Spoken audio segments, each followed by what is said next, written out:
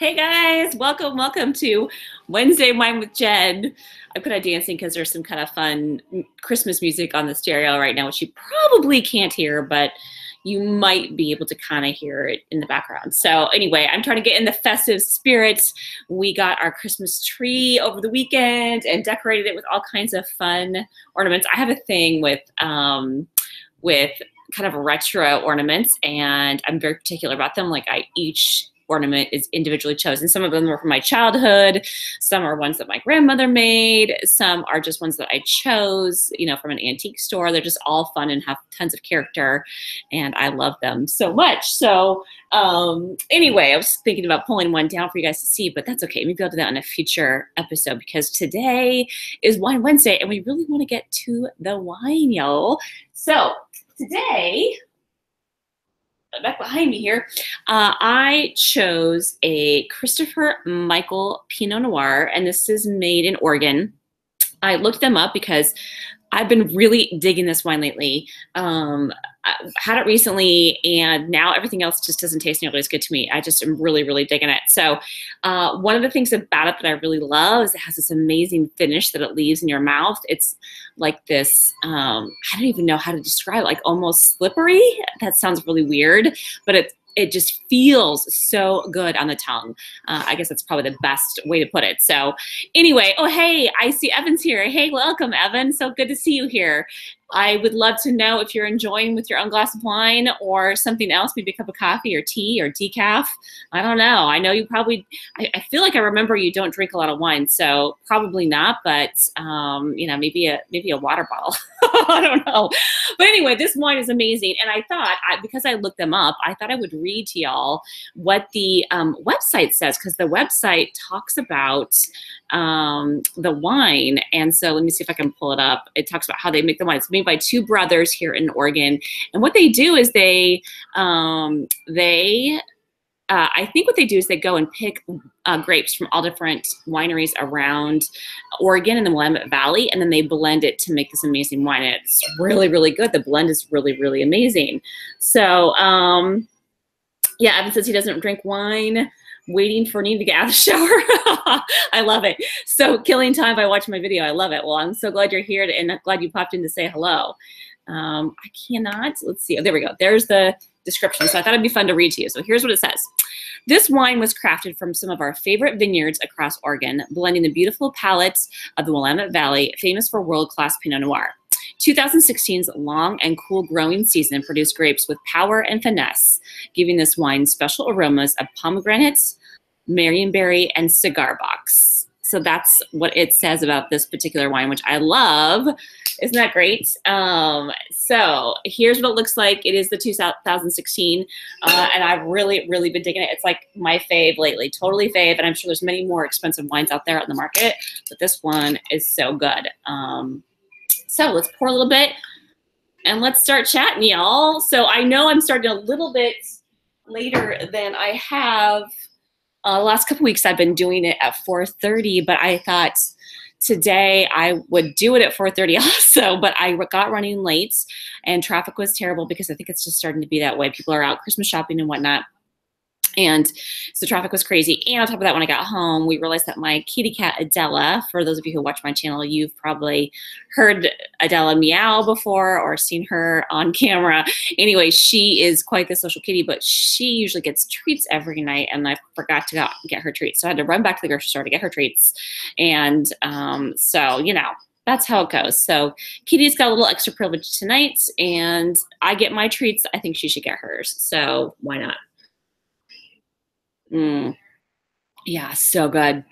This wine is so, so good. I feel kind of like I'm getting all these extra treats today because I went today and got some of my favorite chai earlier. And then on the way back home, before I realized I was missing my kitty food, I stopped to get some chocolate from Missionary Chocolate, my favorite chocolate. And it was great because there was a ton of people there, more than normal. It's this tiny little chocolatier in Portland that has this little spot that's like almost next to a mini mart where they make their chocolates and they hand make them like every day, and then they deliver them to different places around town, including the New Seasons grocery chain. And then of course this time of year they have tons of holiday events that they cater to, and also like all the orders, the online orders that they get. So anyway, so I stopped in to see my fave chocolatier, Melissa. She owns Missionary Chocolate here in Portland, and she wasn't there. So, but because I think I asked for her, the gal there said, "Oh, well, let me give you a couple extra chocolates." There's a couple ones that were kind of, mushed in the process. So they were kind of mushed, but they were still looking delicious. So cheers to chocolate abundance. I love it. My fave chocolate ever. And I'm really excited because I'm really hoping that we can feature some of Melissa's chocolates at my chocolate tasting events next week. For those of you who are here in Portland, I highly recommend you come. It's going to be so much fun. It's with my friend Cara, who is a chocolate tasting expert. And we're going to taste chocolate, and we're going to talk about how you can use that tasting experience and use that in attracting customers to your business. So of course that will be done through the power of writing, because that's my specialty. So we'll use her specialty along with my specialty. Of course, I kind of sort of consider myself a specialty in chocolate, really just more of like a fan of chocolate, I guess you could say. So I think that's good enough for me. So anyway, but what I thought would be kind of fun to talk about is, speaking of Evan, who just popped on there, I don't know if he's still here, but he has a mastermind group that I'm a part of. And there was a gal in the group who recently talked about how she had been on the diet and she was really frustrated because she felt like she had lost a little bit of weight, but then she gained some of it back and was really looking for different solutions to transform her body. And this is something that I was like, I feel you, girlfriend, because I'm kind of in the same boat. I think ever since probably February of this year, I've tried a little bit extra hard to work out more, to eat more healthy. I've tried all kinds of different things, including we tried going vegetarian a little bit. That was really kind of due to my daughter's prompting. She was interested in doing that. But I embraced that because I thought, well, this may be a new way of eating that my body might embrace.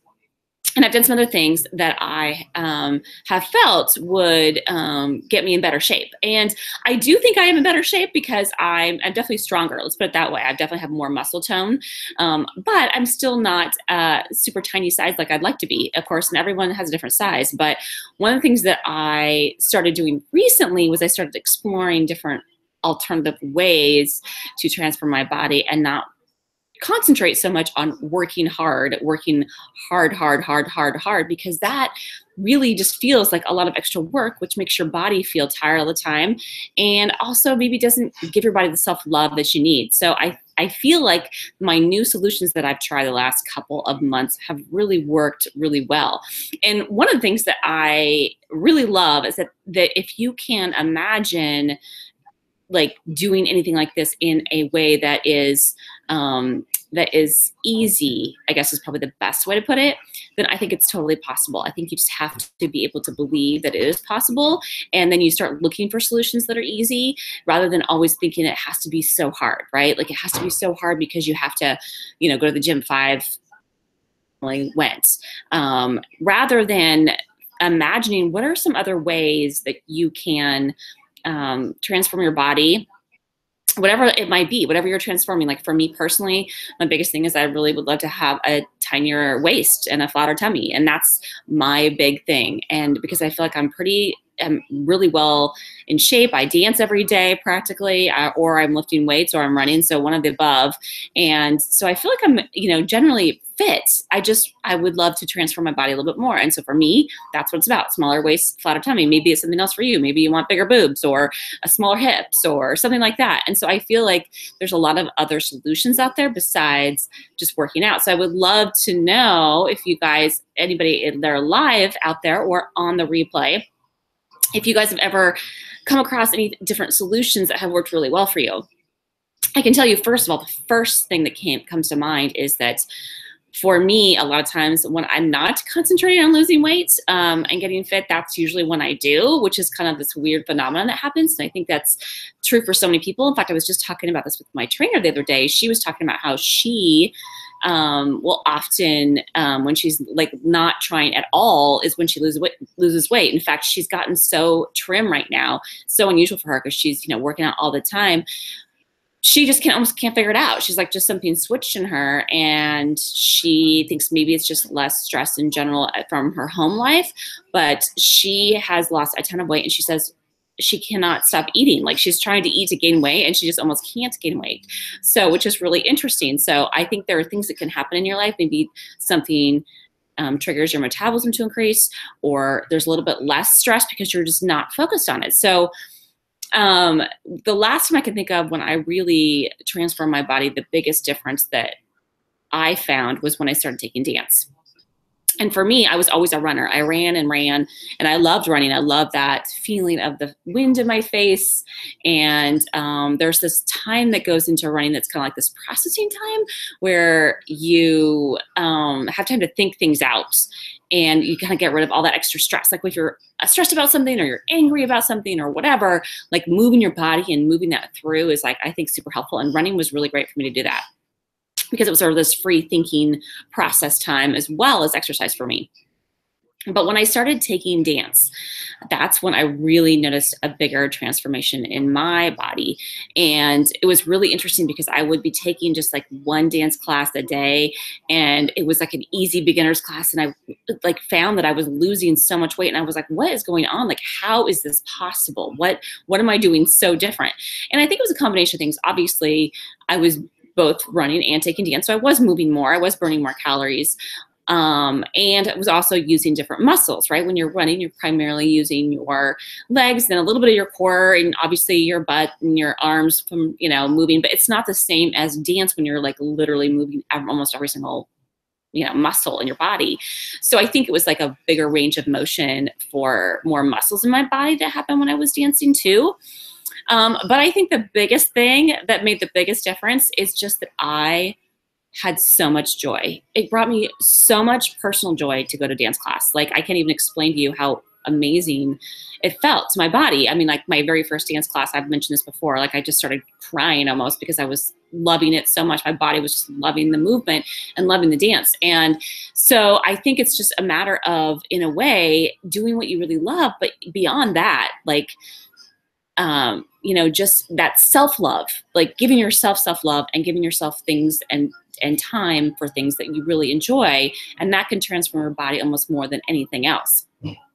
So I have started doing other things that are like sort of easy solutions similar to that. So for example, I've been taking more baths and doing more self-massages with the oils in my body. I talked about that on my Fanta review videos, how powerful that can be for your body because it helps move your lymphatic system, and it's really good for all of your body to, you know, to digest and all that stuff. It's so good for you. So I think it's really important to think about all the different ways you can give yourself self-love too. That can really make a big difference. Hey, Sherry, I see you here in the chat box. I love it. I think you are traveling, so it's so cool that you got a chance to join me. Let's see what you said. You said you've been waiting in line at Universal Studios in Florida, and the association took over the studio for use. How fun! And it sounds like you're having a great conference so far. I love it. I'm so glad you were able to pop on and say hi from Florida. That's amazing. So thank you for being here. I really appreciate it. A couple of other things that I've found, we were talking, Sherry, about different ways to find ease in transforming your body and not thinking you always have to work hard and, you know, like work out extra hard or, you know, or more often, that kind of thing. And so I'd love to know if you've ever thought about anything that you love to do to, you know, transform your body. I'm guessing probably skiing or something like that. Like I was talking earlier about how much I love to dance. So I think when you do things your body loves, it makes a big difference. And also train your body really well with things like baths and wine and chocolate. I mean, you'd think like technically that wine and chocolate is sort of not as good for you because there's a little sugar involved, but I think really it's more about what's up here and how you're treating yourself. And so if you imbibe on a little bit of wine and chocolate, I think it's going to be overall good for you because it's that self-love you're giving yourself. So So a couple of things that I've done is I've also just, had visualizations. I think that can be super powerful. I think I read somewhere about how you can like cut out magazine pictures. This is like, so like third grade, but it's kind of fun. Like cut out magazine pictures of like some of your favorite models that you like. Of course, now being realistic, because, as we all know, some of those magazines can sometimes be photoshopped. So you have to keep in mind, but I think just having that visual image in your head and then like posting your own head on top of like someone's body that you admire can really help you visualize that in this like really tangible way, right? And also talking about the words that you say and talk about it with your friends, like, how you're had this goal of having, maybe it's more buff arms and how you're so excited because you've been lifting more weights and you have these more buff arms and how you've been giving them more massages or whatever, right? So I think it makes a big difference, the words that you say as well. I'm trying to think of what else I have done. Let's see what you're saying, Sherry. I feel like you put something else here in the chat box. You said that you, yes, that you ski yourself. You're wearing makeup and a suit. Oh my gosh, that's amazing. I love it. So if any of you watch my channel, I recently did a review on some makeup brushes, and Sherry mentioned that she bought some of those brushes. So I love it. That's great.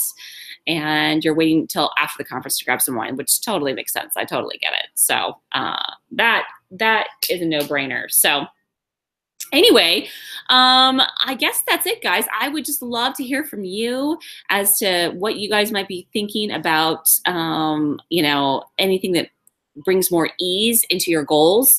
It could, maybe it's not even weight loss. Maybe it's a different kind of goal that you have. And I think a lot of times if we have that mindset that it's too hard, then it's going to be too hard, because that's just how it is. Like, your brain is able to find whatever it is you're looking for. So if you instead tell yourself it's easy and you start looking for easy solutions, then I think you'll start finding them, whatever it is that your goal is. So I challenge you to look for an easy solution.